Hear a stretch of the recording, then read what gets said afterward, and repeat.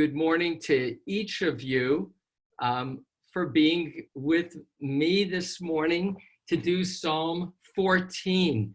You know, when I think of the Psalms, there's a contemporary term for young people that's called playlists. Young people put together their favorite songs and that they call their playlist. And this is the Jewish people's playlist of 150 favorite songs to God. And when I read these Psalms closely, which I do with you, when I read them, I'm always asking myself, what's distinctive about this Psalm? Why is it included on the playlist of the 150? And so far, what has delighted me is the awareness that each of the Psalms has had a different perspective.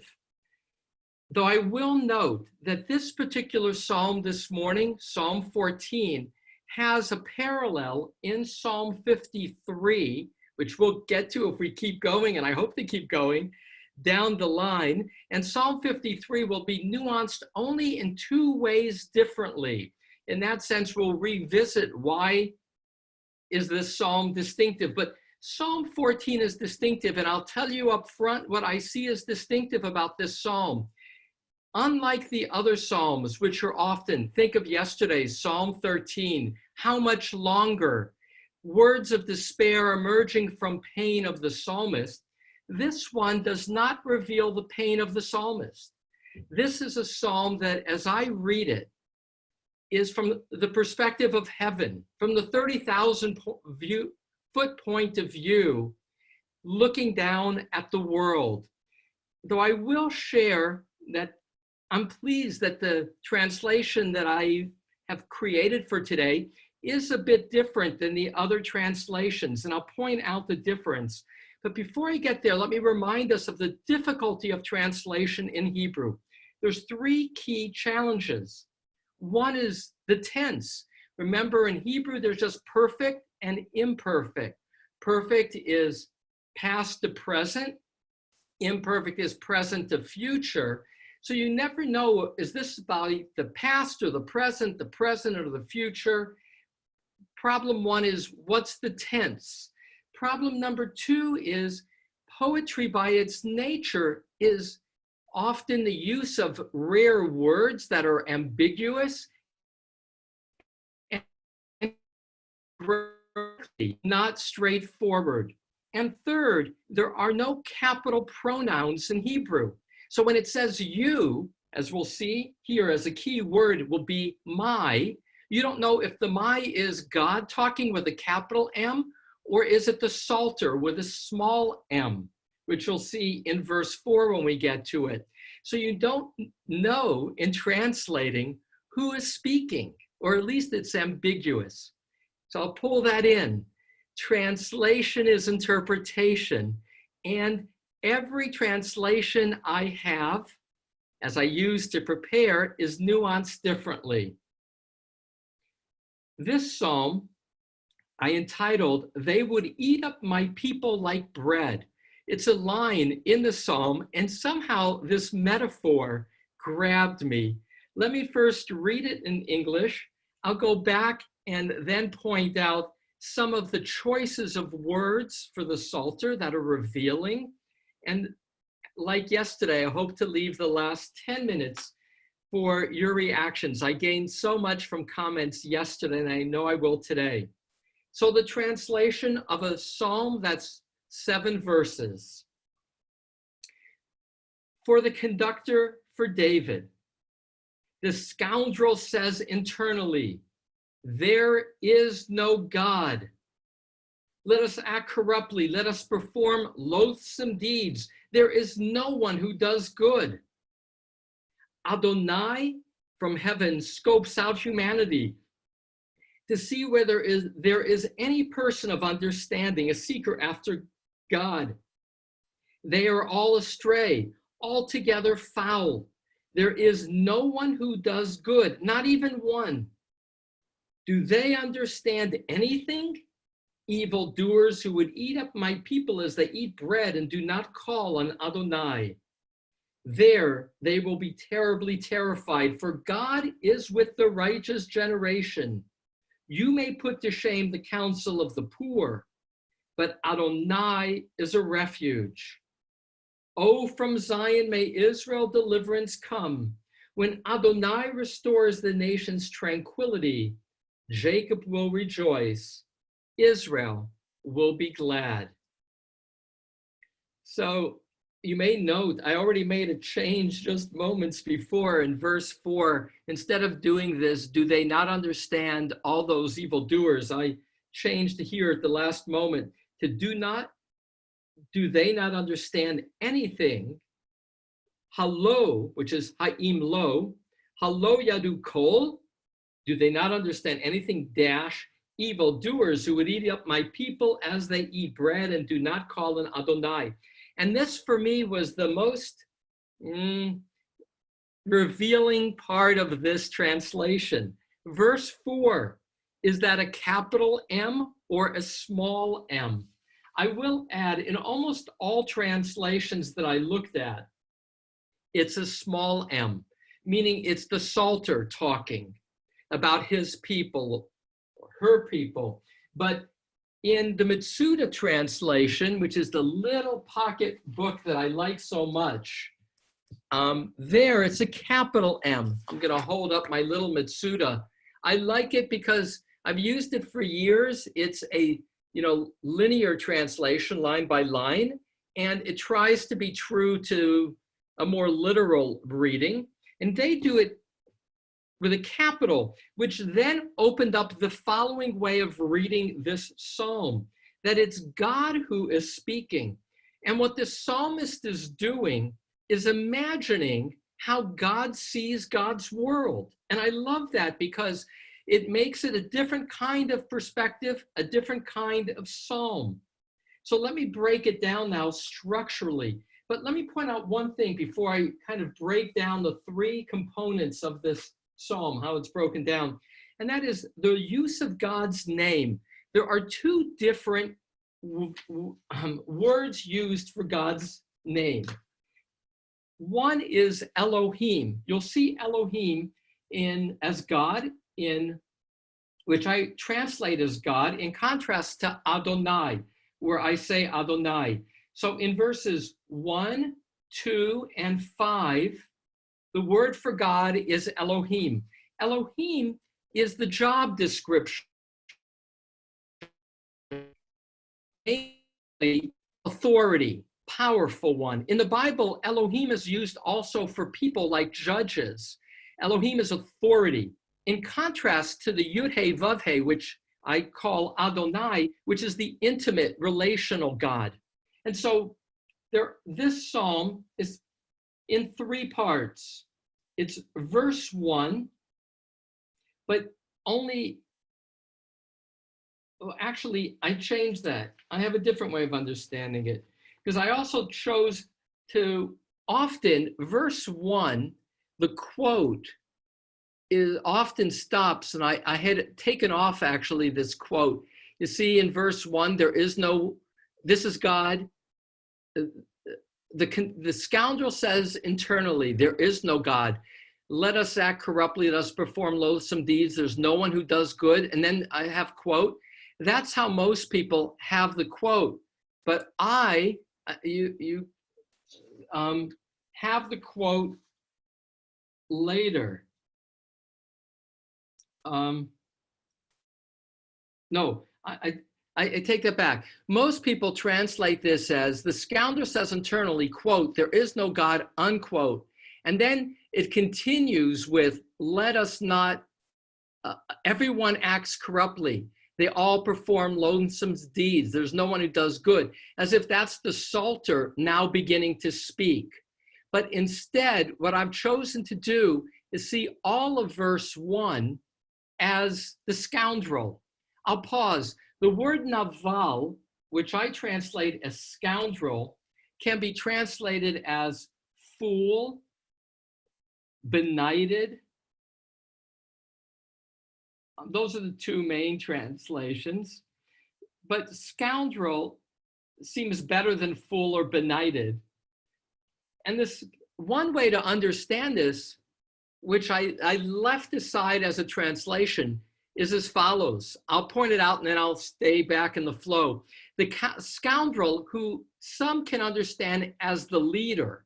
So the scoundrel is a leader who says internally, says in his heart, there is no God, unquote.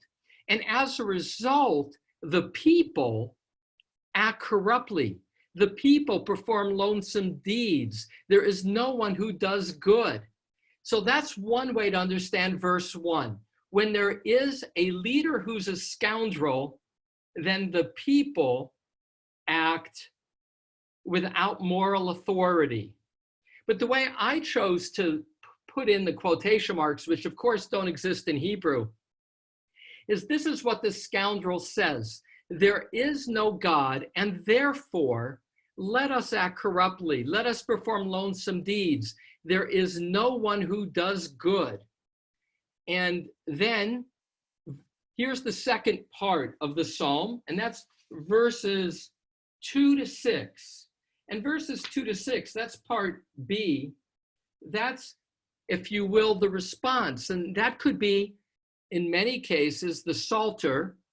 But here, I tend to read this 2 to 6 as God's response. And then we'll come to the final verse, which is often the case, somewhat disjointed with what comes before. So here's how I read it. The scoundrel says, there is no God. Let us act corruptly. Let us perform loathsome deeds. There's no one who does good. And a word play. There is no one who does good. Ein oseh tov. That will be repeated in verse 3. We'll come back to that, but that's a key motif. Ein oseh tov. Nobody who does good. But the nobody who does good here in verse 1 is a double entendre. It could refer both to God and to people, or both. I tend to think in a poetic way, it's the scoundrel saying, there's no one who does good. There is no authority, no people, no God. As a punchline, as an emphasis, that you're on your own. And then verse 2, Adonai from heaven scopes out humanity. And again, there's many different words. I translate scopes, but it can be looks, sees, and there's a sense of God is above, looking down.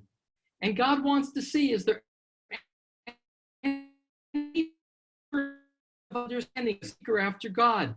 They're all astray, altogether foul. And then that repeating of that line, Ein oseh tov, there is no one who does good. None, not even one, that added emphasis. And then the exclamation, do they not understand anything? Evildoers who would eat up my people as they eat bread and do not call on Adonai. I love this metaphor of eating up people like bread. What I love about it is the sense that the evildoers are only really concerned with their stomach, with objects, with what's self-satisfying. And that's how they view other people, as objects for their gut, for their self-satisfaction. I think that's a very powerful image of somebody who is unaccountable, who's self-centered, who's only concerned about their own pleasures. And then 5, there they will be terribly terrified, for God is with that righteous generation. Verse 6, you may put to shame the counsel of the poor, but Adonai is a refuge. And so an important comment of a common thread, and we saw this yesterday and we've seen it repeatedly, and that is the emphasis on God's concern for the weak and the poor. That's the religious nature of Psalms, that God's sensitivity, as we saw yesterday in Psalm 13, the Psalter was concerned about the haughtiness of his neighbors and their misuse of language. But what God most cares about is how the poor are treated. A Protestant theologian of the 20th century, Walter Brueggemann, writes as follows: the ultimate mark of God's rule is not ontological principle, but the social certitude of the Lord's solidarity with the poor. And the context here is a moral society, which is what this Psalter is addressing, sees itself accountable to God, to a source of authority for how it treats the weakest in its midst.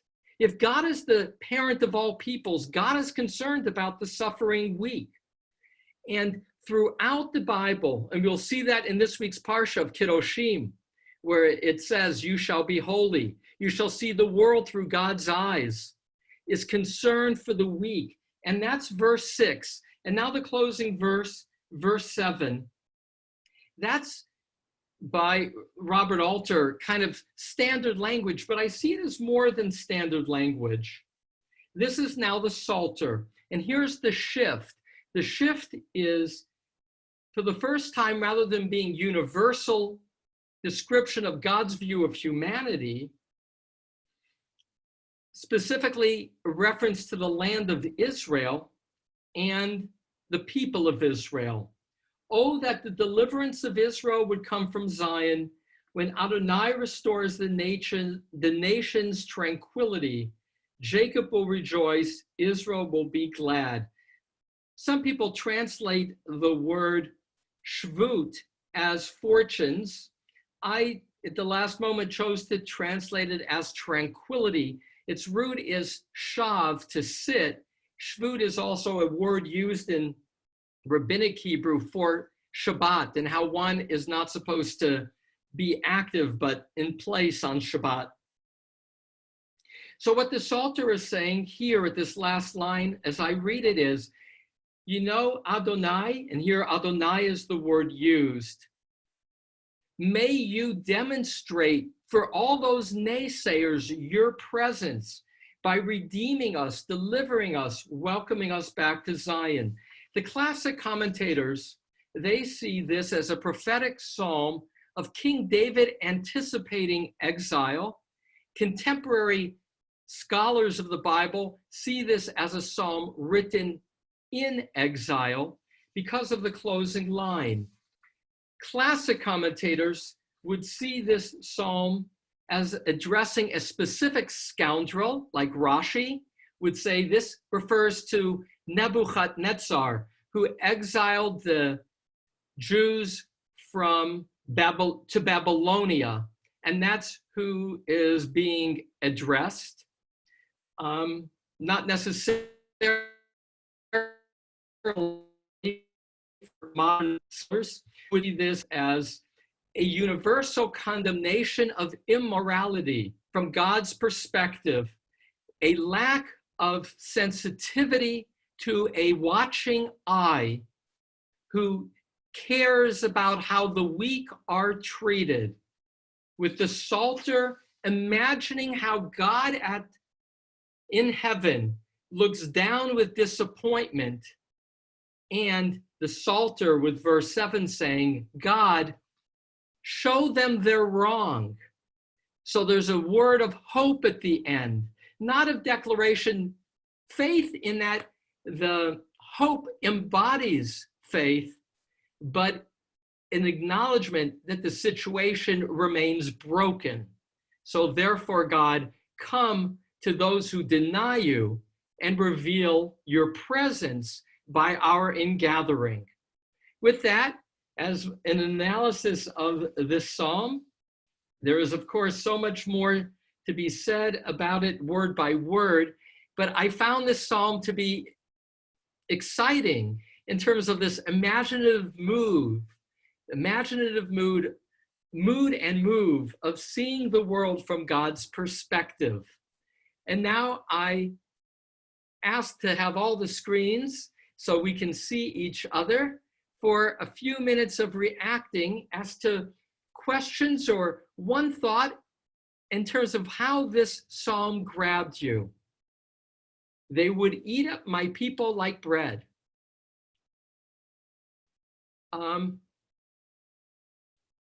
Anybody have a? Rabbi? Yes, who's Alex? Amar Nevel Belibo. Does Yeah. that imply that the Naval would be pretending to still be believing and still be conducting the rites and the rituals, but speaking only into his own heart? That's a great insight, Shelby. Alex. So Shelby on the screen. Great comment, Alex. Let's look at what Alex is putting our attention on. It's verse 4. The scoundrel says internally. Back to choices of translation. As Alex notes, literally it's the Naval says in his heart. But I have chosen to avoid the genders of people. So I do it says internally, because that's what it means to say it in the heart. Please remove the text from there you go. It says internally. And yes, in that sense, Alex, this Naval, this scoundrel, because we've seen this as a reoccurring theme. We don't know, one way to understand it is the evil person starts with an internal thought, which is, I am unaccountable. And that's the starting place for the evil that then unfolds. But the other possibilities, as we saw so beautifully in the Psalm yesterday with Belev Libam, with this double heart, is that there is hypocrisy. So, and that also is possible, that it's internal in terms of the hypocrisy of the actual deeds. Any other reactions to this song? Hi, can you hear me? Yes, Hal. Thank you, Hal. Go ahead. As we're reading these Psalms, I became more and more identified with the psalmist and its complexity as a being. Yesterday, the first stanzas about yearning, yearning, yearning, and then the fourth verse, he says, stop and answer me, as though he's being angry at God for not listening to him. And then just the complex being of the psalmist I could identify with as a real person almost, as I am, complicated and looking and being angry at the same time. Finally, to say the last stanza here today about people having bread, and so that so pertinent to what's going on in our lives now. So many people going hungry. Okay. So a few thoughts, Hal. Thank you for those comments. The first is, I too am falling in love with the Psalms by virtue of their subtlety that I never appreciated as much before I started reading them closely, as we're doing now. And the complexity of the Psalter and the pain of the Psalter, who is a person with mixed emotions, hoping, yearning, of faith, and yet doubting because the situation is painful. This one, in contrast to yesterday, I loved because as I read it, here the Psalter is saying, I am identified with God. This is how I imagine God is in pain, looking down from heaven. God is seeing things that pain God. And that quality of empathy and identification by virtue of a relationship with God as a moral being deeply moves me. And the piece that, again, I circle is the emphasis on moral being that is central to the Psalter, which is what makes this religion at its best, the care for the weak and the poor. And the last comment in terms of how, when I read these Psalms, no doubt I'm reading it in the moment we're in terms of leaders that I'm often feeling troubled by, in terms of speaking with a quality of care and empathy for the poor, and the sense of selfishness that, eating people like bread, meaning treating people as objects of their pleasure. That for me is just a riveting kind of image. And again, it's the image of the Psalter, imagining how God is experiencing the world. And that shift is what makes this psalm distinctive, the shift toward this empathy for God. One closing comment, and then I'll pull it together. Does anybody else have something that's resonated for you? So, let me Rabbi, point. Ed Sussman does. Oh, good. I love hearing from Ed. I didn't see that. I didn't have all the people on front of my screen. Ed, Yeah, I want to hear your voice. Go ahead. can you hear me now? I can. Thank you, Ed. And see if I can bring my train of thought back. I was interested in the fact that in the first couple of lines where you have to convince people if there is no God, it's okay to do loathsome deeds. And Yeah. my theory on this sometimes is that maybe it's the idea that we take for granted if somebody is observant or religious in beliefs that they will, and they believe in God, that they won't do, they won't become a scoundrel or do evil deeds. Yet we see this with politicians, we see this with corruption a lot of times, and yet we really can't make a value judgment based on the fact that if you believe in God, that you won't do something evil. So I want to just emphasize that, Ed, in terms of it tags and reinforces both Hal and Alex's comment in terms of when people say internally may not be how they really act. If people genuinely in their hearts, this Psalter seems to indicate, believe that they are accountable before a seeing God who cares about morality, that will influence how they act.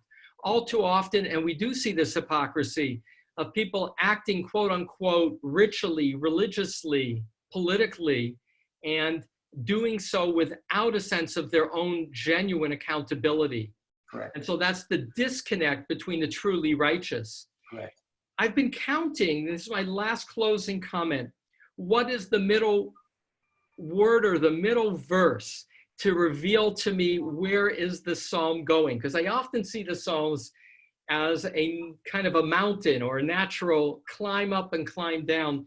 I'll point out the middle verse in this psalm is the first line of verse 4.